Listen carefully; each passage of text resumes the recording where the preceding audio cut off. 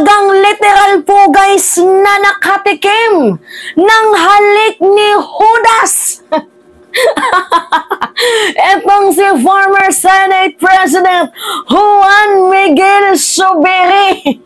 Like literally guys, niliteral ang halik ni Judas.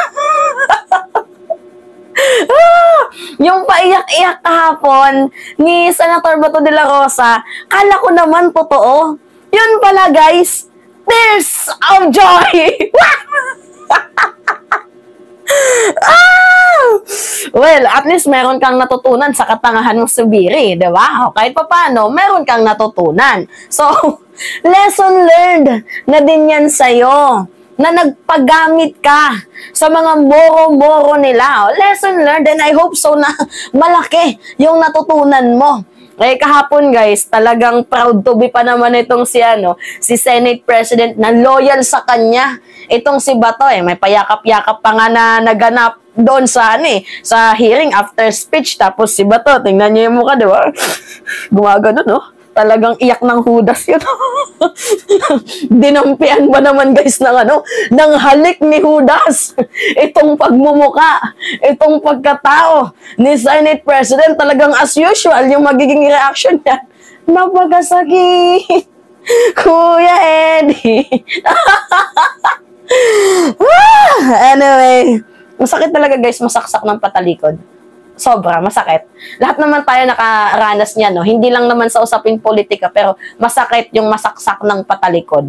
Anyway, ito nga po guys, 'di ba alam niyo naman kahapon no na nag-step down itong si former Senate President Juan Miguel Zubiri sa pagiging Senate President. Kasi nga ito, merong 15 senator na bumoto.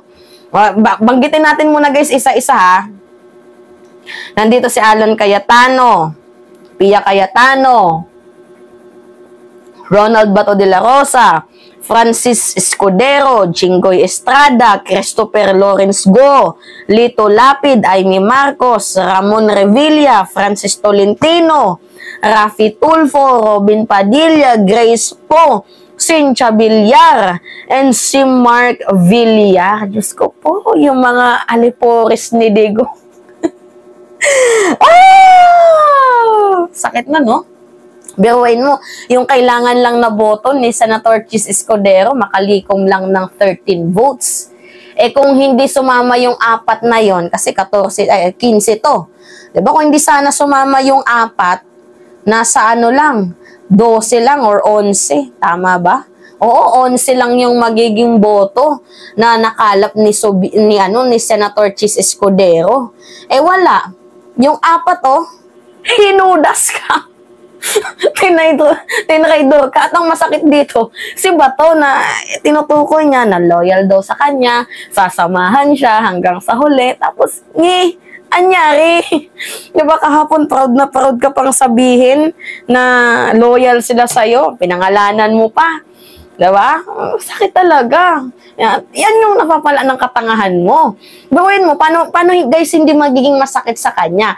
Unang-una, pinayagan niya itong si Padilla na mag-hearing sa SMNI. Diba? Nagpagamit siya kay Padilla.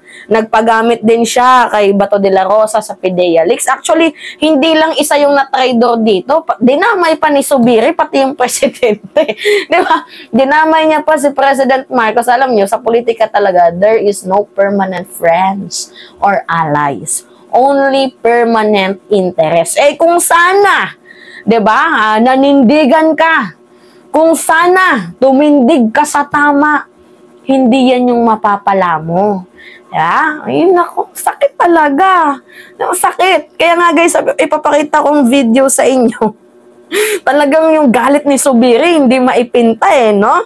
Diba? Biruin mo, nahalikan ka ni Judas. Ano yung feeling ng halik ni Judas? Masakit, syempre. Yung paiyak-iyak niya kahapon, kala natin, yun, totoong tears. Utangay na tears of joy pala. Grabe yung pagtatraidor.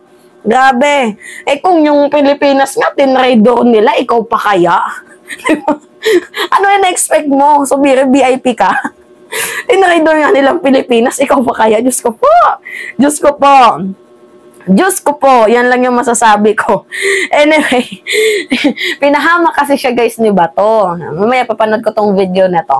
Pinahamak siya ni Bato kasi pinayagan niya yung huling Senate hearing na I think yun po yung reason dito guys kung bakit siguro na-oust etong si Senate President kasi ang daming mga senador na nagsasabi na itigil mo na yan. Diba? Si Bong Revilla, si Jingo Estrada, si Bong Revilla, si Jingo Estrada, Amy Marcos, sino pa ba yung mga nagsabi nun? Nagsalita din dyan si tawag dito, si Chis Escudero, yung mga nagsalita na itigil mo na kasi parang moro-moro nga.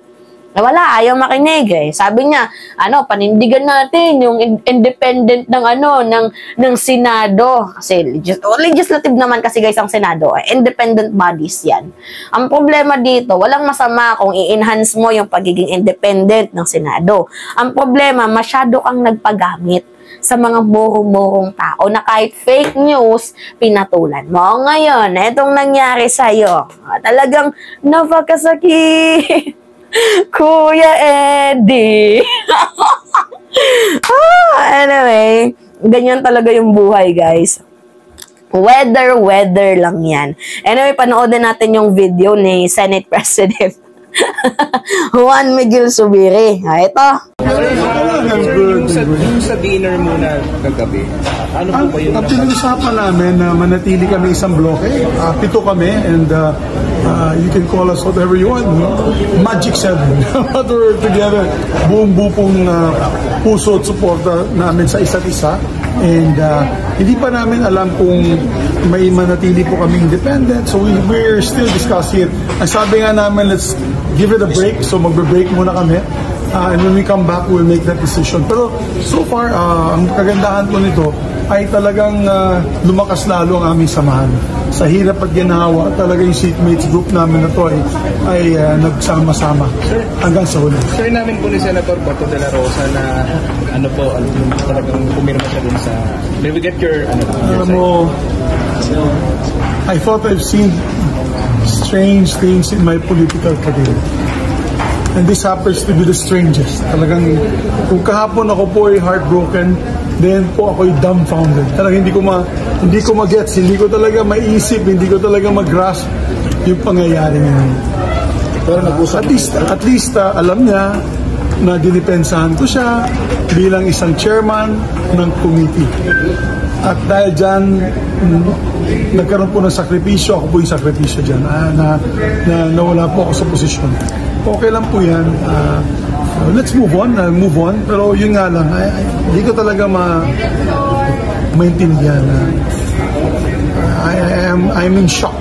But sige lang, ganun talaga ang politika, di ba? I mean, there's no permanent friends, only permanent interests. So nabanggit mo kahapon na ikakamukhay nga po ng actually si Senator Bato. Magbabago ba yan? Ano yun? Nabanggit mo kagabi na dahil sa sinabi mo, loyalty niya, ikakampanya mo. Sa birthday ko sa Bukidnon, in front of 30,000 people, nakahat ko nga yung kamay niya. So, medyo masakit. Masakit. Pero okay lang. It's okay because, alam mo, bilang politician, ganun talaga ang buhay. Nakausap na po kayo? It's very surreal. Surreal talaga. Parang hindi ko maintindihan. Parang nasa twilight zone. Nagkausap po kayo kanina, sir, before the session? Sinabi ko sa kanya, bigyan niya ako ng pagkakataon. Hindi ko pa talaga ma-process. Ma-process. Hindi ko pa ma-process yung pangyayari. So sabi ko sa kanya, give me time. Hinakap mo pa yung asawa ko. Di ba? Parang, wow, ba't niyo pa hinakap ang asawa ko? Do you think he betrayed you, sir?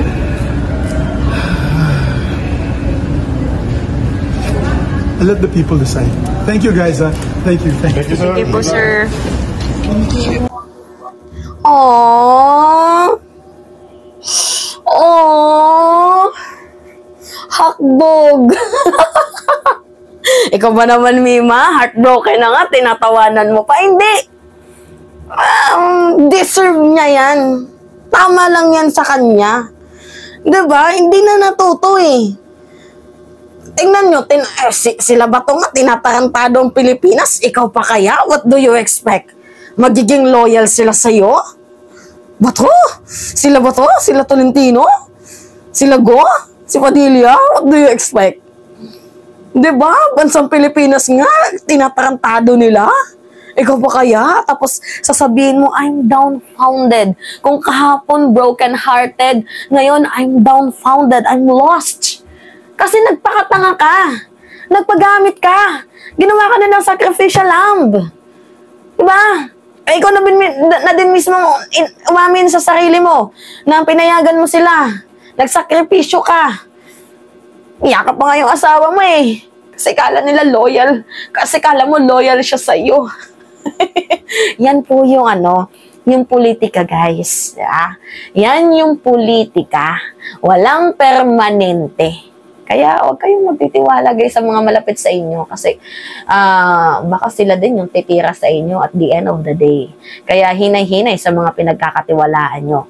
Siguro magtiwala kayo just a little bit. Pero yung sobra, lesson learned. Actually, malalim din yung hugot ko dito kasi I have so many friends that, you know, I trust them to the point na I give all my life, my time, my hours. Talagang sobra yung tiwalang binigay ko. Sobra. Nagdadrama na ako. Kasi guys, sa lahat naman talaga ng bagay, nararanasan natin yung sinasaksak patalikod.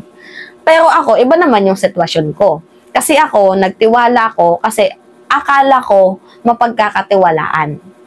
Diba? Eh, hindi naman sa politika pinag-uusapan namin dito. Yung sa relation ko sa mga friends ko, hindi naman politics. Pero yung kay Subiri, Diyos ko po, nagpagamit ka. Pero nagamit din naman ako ng mga kaibigan ko sa mga gusto nila. Pero anyway, I have a lesson in my life. Pares lang tayo, Subiri. Meron tayong natutunan sa ating mga katangahan. Pero mas malala yung katangahan mo. Kasi ikaw, pinuri mo pa sila na mga loyal sa'yo. Buti ako, hindi ko ginawa yun na pinuri ko yung mga kaibigan ko na loyal sa akin. Tapos after kinabukasan, malalaman ko na sila pala yung nag-traitor sa akin. So, sakit naman yun. Kaya nga sabi ni Subiri, medyo masakit. Literal na masakit. Eh, hinalikan ka ba naman ni Judas? Diba? Ano masasabi mo? Kausapin mo si Bato, magsuntukan kayo. Diba? Magsuntukan na lang kayo. Yan, mga tarantado. Yan yung halik ni Judas. Anyway. It's me again. Si Mima Alicia nyo at nagbabalik ulit para sa ating panibagong video.